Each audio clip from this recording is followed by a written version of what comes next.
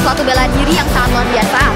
Terus pencaksilat itu bisa melindungi kita dari bahaya-bahaya.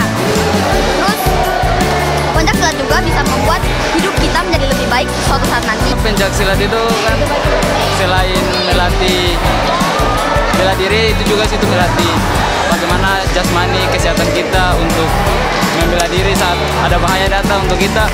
Silat karena silat berasal dari Indonesia lah, kita harus melestarikan silat yang berada di Indonesia.